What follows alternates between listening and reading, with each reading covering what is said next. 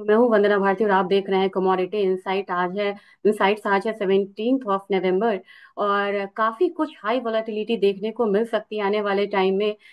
मैंने एक दो पॉइंट्स यहाँ पे इकट्ठा किया क्योंकि ये वीक बहुत इंपॉर्टेंट है। फाइनली गोल्ड और सिल्वर में एक करेक्शन आना शुरू हुआ है। और ये करेक्शन आना क्यों शुरू हुआ है? क्योंकि यहाँ पे आपने देखा होगा कि जापानीज गोल्ड बॉन्ड का यील्ड जो है वो 2008 से भी ऊपर चला गया है। और इसका मतलब क्या होता है ये आपको जानना होगा। कभी भी यहाँ पे बॉन्ड यील्ड ऊपर की तरफ जाता है तो उसका मतलब होता है कि इकोनॉमी में सारी चीजें अच्छी नहीं है। और कमोडिटी का जो डिमांड है वो यहाँ पे कम होने वाला है। और अगर कमोडिटी का डिमांड कम होने वाला है तो फिर आपको प्राइसेस पे एक प्रेशर जो है वो देखने को मिल सकता है। अब इस हफ्ते ऐसे ही बहुत सारी वोलेटिलिटी आपको देखने को मिल सकती हैं और इसलिए मैंने आपको सोचा कि थोड़ा सा मतलब बताया जाए कि क्या क्या यहाँ पे ट्रिगर आपको हो सकता है। इस हफ्ते आपको देखा जाए तो मैन्युफैक्चरिंग इंडेक्स है मंडे को, ये काफी इंपॉर्टेंट है। और आज ये डेटा इस हफ्ते इसलिए भी इंपॉर्टेंट है क्योंकि काफी गैप के बाद 40-41 दिन के गैप के बाद डेटा आने वाला है।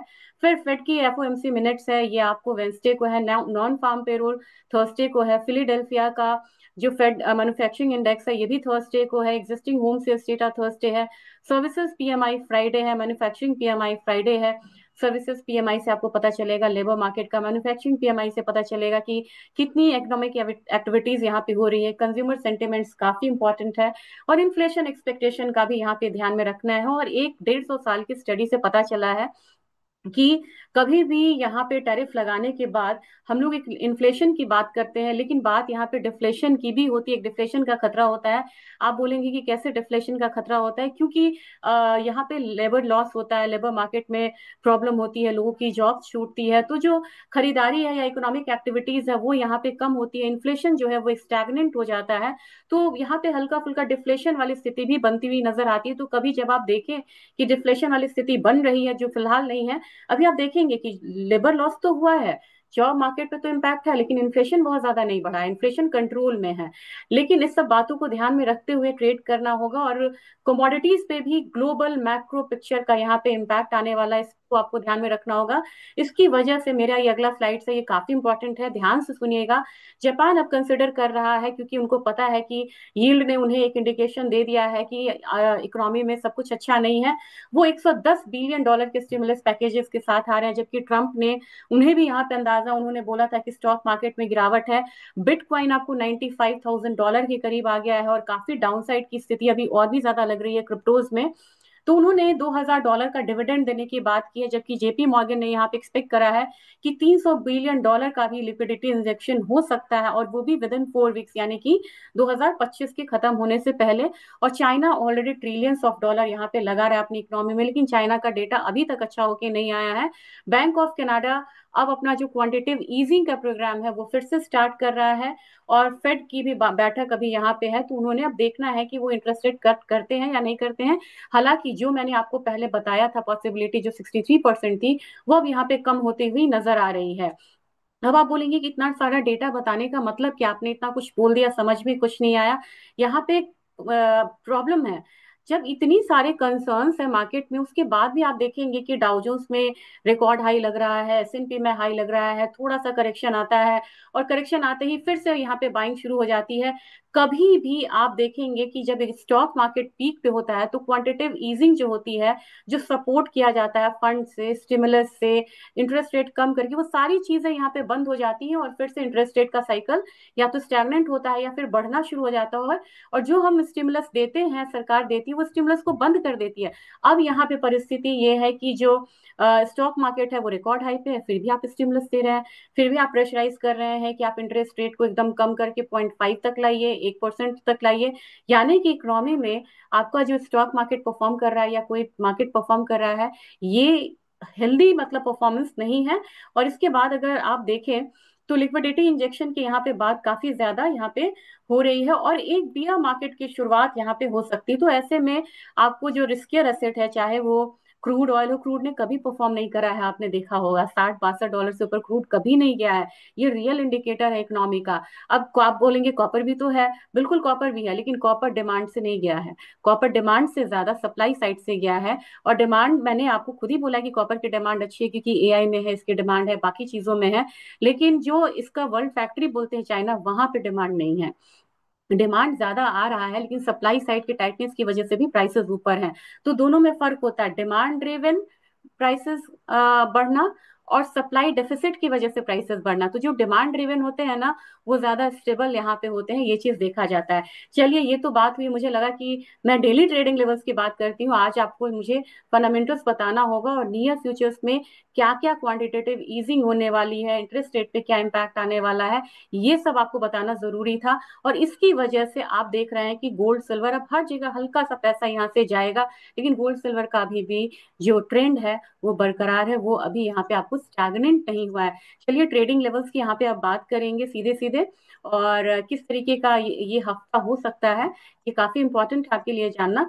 तो सबसे पहले अगर आप बात की जाए, तो मुझे लग रहा है कि अब यहाँ पे धीरे धीरे जो फॉल है वो गहराता हुआ नजर आ रहा है आपको।